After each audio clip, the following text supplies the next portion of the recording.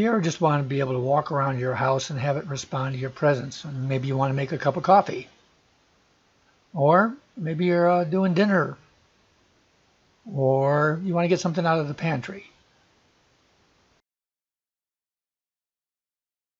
Oh, and let's not forget having them automatically turn off.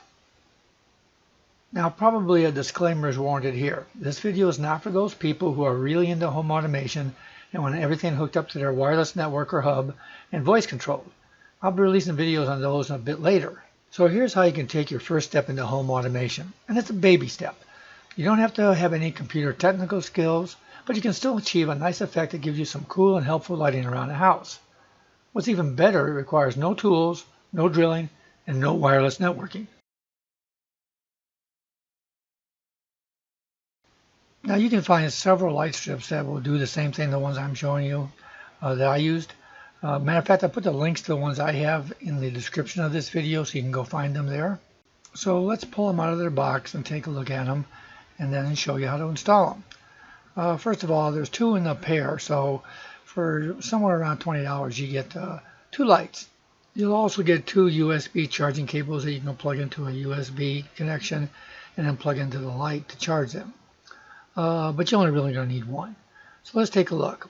First of all, you have a piece of metal. It's magnetic. The idea here is that this is what's going to mount to your cabinet. And who cares about instructions? We're going to go right to the other package and open it up and see that we have another light as well. The box also contains the 3M strips that we're going to use in a bit here to attach it to the cabinet. So let's take a look at the light. First of all, on 2 ends. One end is the on-off. You can turn it to on-off. There's the other end is the charger. And that's where you're going to plug in this charger cable that you got. But on the other end, let's take a look at the switch. The switch here comes in an off position in the middle. And it has an always on position. It just turns it on. And it has one that is a time position, which allows the light to turn on via motion detection. But after 30 seconds, it shuts off. Now, if we look at the metal strip itself, the one we're going to glue to the cabinet, it's just a regular piece of metal. It's not aluminum. Magnets are able to attach to it. And that's how this all works. So we attach that to the cabinet, and the light has magnets inside, and so when you touch them together, the light hangs from the metal strip. And that's the beauty of this arrangement. When it comes time to recharge the light, all you have to do is slide the light off, recharge it, and then return it to its place under the cabinet. The 3M pads that come with this particular light come in a set of 4.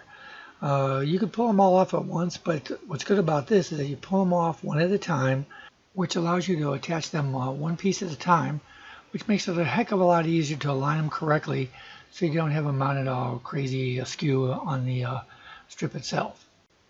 But then again, don't worry too much about it, because putting the other ones on, if you mess up one, that's fine. They'll all attach fine, they'll be mounted fine, and you won't even notice the difference. Now, once you have all 4 in place and ready to go, and you press on them a little bit, you can peel off the other side, the side facing you, so that they're all revealed. And we're going to do that so that this is the side, again, that's going to attach to the underside of your cabinet. So there they are, all 4 attached, and we're ready to go stick it up. Now, a little caution here, because they're going to stick as soon as you put them on there. But I put ours right near the flush of the inset here. I cleaned it first, by the way, and then I put the strip right next to the front. This is actually pretty important because the front part of the cabinet here blocks the light a little bit, or the sensor, from detecting somebody every time they walk by, even several feet away. Instead, right here, it won't detect until you're very close. Installing the light is so easy, I'm not even sure you can call it installing. You take your light, you put it up there, and you let go. And sure enough, there's your light installed and ready to go. Now, I'm turning it on afterwards, but you would look at it to make sure you know which position is which, and you would set it to the 30-second time position, the motion detection position. And so here it is here, up there, and after 30 seconds, with nobody close by it, it'll automatically turn off. here is installing part 2. This is the view of the shelf bottom above where you want the light. So I'm looking up here, and it's installed exactly the same way as we just saw on the other one. The only difference is it's on your pantry shelving. So if I go up in here and I look up to the top, there it is sitting there waiting to be, well, it already is activated in this case. As you probably noticed in the beginning of the video, it comes with 2 cables, one for each light. And if you're doing this in different locations, you want to store those somewhere near the light maybe. But more importantly maybe is where you're going to plug them into. They're a standard 5-volt USB port. So what I did is that I replaced the plug in our kitchen with one that comes with a 5-volt transformer built in, so you can plug a USB cable in anywhere. It's probably a good time to mention that these things last for maybe 2 weeks in regular use, in a pantry more like 2 months. But you just plug it into the wall here or any charger. You plug it into the end of the light, you'll see the red light turn on, and it'll start charging. And it takes 2 to 4 hours depending upon how much it is. But there's the red light. Just let it sit there and charge until it turns green. Now I get up every morning around 4:30, 5 o'clock, and I go to the gym. And when I get back, I go ahead and make some coffee. So this is what it looks like in the morning when I'm walking around. I can activate the lights without having to stumble around too much.